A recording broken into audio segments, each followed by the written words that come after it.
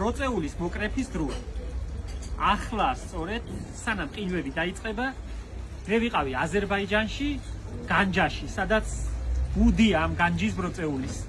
საიდანაც ჩვენი ბროწეულის კალამია ჩამოტანილი და იქაურებმა მასწავლეს ძალიან საყვარელმა ოჯახმა, რომელთანაც ცხოვრობდი. ბროწეულის რთველზე ვიყავი დაპატიჟებული, მათთან საოცარი ბაღები აქვთ, დიდი ჰექტრებზე. და როგორ ინახავენ აზერბაიჯანულ ბროწეულს. ბევრმა იცის, ვინც თბილისის ბაზარში ყოფილა, მარტში, აპრილში, მაისამდე ძლებს ის ბროწეული. მე ცოტა ჩემებურად გადავაკეთე, თლათ ისეთი საცავები მე არ მაქვს, როგორიც იქავ და ბროწეულს როგორ ინახავენ, შემიძლია გაჩვენოთ, როგორ ვინახავ მე. თლათ მაისამდე არა, მაგრამ აპრილში მქონია. ამისთვის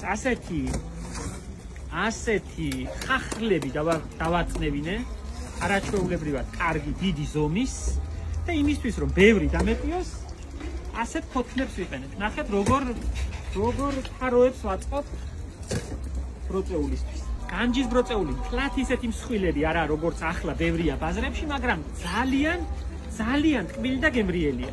თლათ შავი მარცვალი აქვს და დიდხანს ძლებს, რაც მთავარია. ამისთვის დაგჭირდებათ დანით უნდა მოაჭრათ ეს ყვავილი თუ რა ვიცი რაც ქვია ამას. აი ამას ვაჭრი და თიხით, ჩვეულებრივი თიხით. ამას დავუცვით.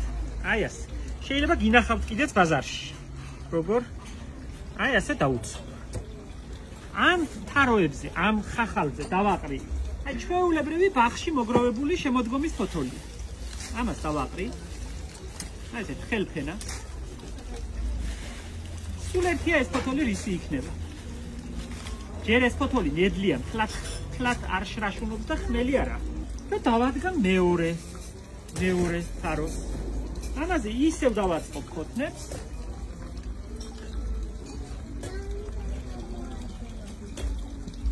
ისევ დავადგან სართულს. ისევ დავაყრი ფოთოლს.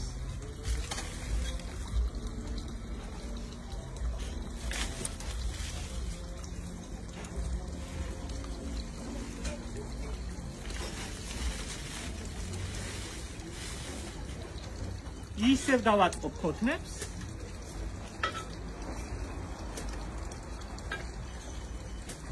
ისევ ასეთი იარუსები შეგიძლიათ მოაწყოთ ბევრი მაღალზე და გაუთფობელ ყინვისგან დაცულ ოთახში შეინახოთ. როგორც უკვე გიჩვენეთ, ბროწეულებს დაუქოლავთ და ამ ფოთლებზე დააწყობთ ისე, რომ ერთმანეთს არ ედებოდეს. ესაა სუნთელი ფილოსოფია და ამაზე ზევიდან გადავაფარებთ ბიაზის ჩვეულებრივ ბამბის ნაჭერს. თან უნდა ჰაერი კონდეს და თან უნდა ერთმანეთს არ ედებოდეს. მე ასეთი კონსტრუქცია მოვიფიქრე იმადგან ნასწავლი მეთოდით, როგორც თვითონ აშრობენ. აი ნახეთ კიდევ დავადოთ. კიდევ დავაყაროთ ფოთოლი. ისევ სამი ქოთანი. შეგიძლიათ ამ ქოთნის ნადირად თქვენ აგური გამოიყენოთ. აი. ასე.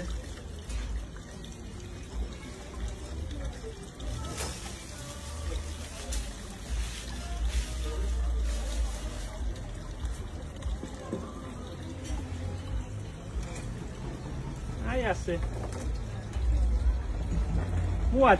მოაჭრით ამ ყვავილს, უნდა იყოს საღი ნაყოფი, ყველა უნდა იყოს საღი. არ უნდა იყოს ტოტებზე ნაჩაჩქუნები ქარისგან. თიხით დაუცავთ თავს, აი ასე.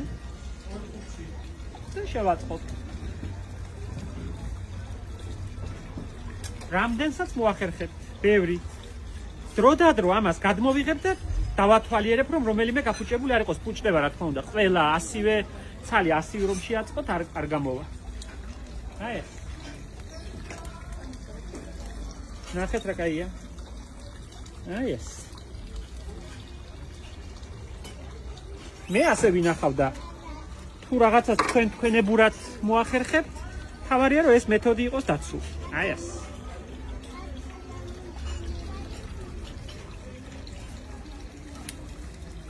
საკმაოდ მყარი და გამოსადეგი ამბავია. ძალიან ჭირს იმდენი მოდის, რომ შეინახო ერთბაშად რამდენს ხო ვერ მოიხვა და ძალიან ჭირს შენახვა, ბევრს უფუჭდება. რამდენს დაწურავ, რამდენს დალევ, რამდენს ბევრს ისხამს გალოცვილი და ჩვენთან მით უმეტეს. ამიტომ შენახვა ძალიან ჭირს და მგონია რომ ბევრს გამოადგება ეს ფერი. საუკეთესო ჯიშია, აი გავჭრათელი. ნახო. სხვილმარცვლიანია და მკლად შავი. აი ნახე რა კაი. საუკეთესო. წვენი ძალიან ტკბილი გამოდის.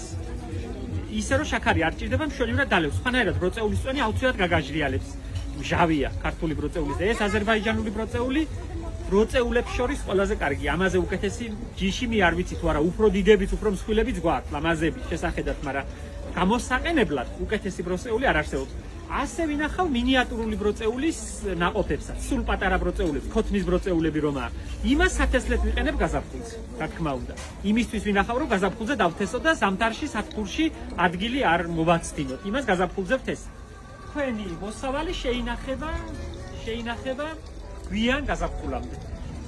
განჯის ბროწეულის ნერგები სულ გვაქვს, სხვა დანარჩენ ნერგებთან ერთად და შეგიძლიათ ჩვენთან შეიძინოთ, თუ კი მოგინდებათ 15 დეკემბრამდე გვექნება. ბევრი გვაქვს მომარაგებული და მე მგონი რომ ყველას შეხვდება. შარშან ყველას არ ეყო და წელს ყველას შეხვდება. ეს ხეები ქართული ლიმონის ხეებია. ნახე როგორ ასხია. ქართული ლიმონი მეიერის ლიმონისგან განსხვავებით სქელკანიანია. ნახე რა მსისხოა. ეს თლად ქერქია, ნახევარი ქერქია. როგორ ასხია შეხები, აი. აწი და მწიფთება. შეხედე? დაყუნწრულია სულ. აი, რამდენი ასხია. და რამხელა ქოთნებშია, ნახე 500 ლიტრიანი ქოთნებია, თიხის. და მშვენივრად გზნობს თავს. ზამთარში შიგნით არ შეგვაქვს ზამთარში, ასე მივწევთ კუთხეში, კედელთან ახლოს და აღარ ვწყავთ. ნაყოფებს დავკრიფავთ და აღარ ვწყავთ. ეხლა წინ გაჩვენებთ, როგორები გვაქვს ქოთნებში, უკვე პატარები, რომლის წაღებაცაა შესაძლებელი. ამას ალბათ ვერ წაიღებს ადამიანი, მაგრამ ნერგები გვაქვს კარგი მეიერის ლიმონის და იქაც გაჩვენებთ ქოთანში როგორ ყვავს. ასე გვაქვს გამრავლებული წასაღება. ადამიანმა რომ მოკიდოს ხელი და წაიღოს. შვენიერი ნერგებია. ჩემსაც ნახე როგორ ასხია ქოთნებში. ეს შარშანდელი ჩარგულია. და ეს ერთი ძირი დენდეროზა. ნახე როგორი ნაყოფები აქვს. რამ სიმსხვილე ნაყოფი აქვს, ნახე, აი. შეხედე? ესეც ლიმონის ჯიშია. ოღონდ დენდეროზა ქვია ამ ჯიშს. გასაყიდად ეს ჯიშები არ გვაქვს, მეიერს ვამრავლებთ. ყველაზე უფრო უპრეტენზიო აი ესა. ხელკანიანი რომელიცაა, მარტივად რომელიც ხარობს, იმას ვამრავლებთ, რომ ადამიანებმა შეძლონ ქოთანში გაახარონ. ეს ის ჯიშია, რომელიც ერთდროულად თან ასხია, თან წიფე ნაყოფი ასხია, თან ყვახე ნაყოფი ასხია და თან ყვავის. სულ 24 საათი. 12 თვე, სულ რომ ასხია ეს ის ჯიშია და ყველაზე უფრო ადვილად ადამიანები ამ ჯიშს გაახარებენ სახლში. აი ნახე რა კარგია. აი. რა ხელიკანი აქვს ნახე. ამ მეიერს.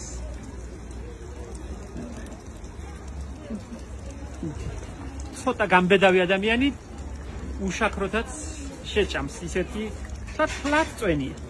აქედან ბევრი წვენი გამოდის. ყველაზე კაი ჯიშია მოკლედ საქონად და საყოლად, ქოთანში სამყოფად. აი რა მხელები მაქვს ნახე. აი მშვენიერი დიდია. ნახე მშვენიერია. აი ასხია კიდეც. დიდებიც მაქვს და პატარებიც მაქვს. ჭირს ზამთარში გამოზამთრება და ამას გამოუსხამს კიდეც, აი.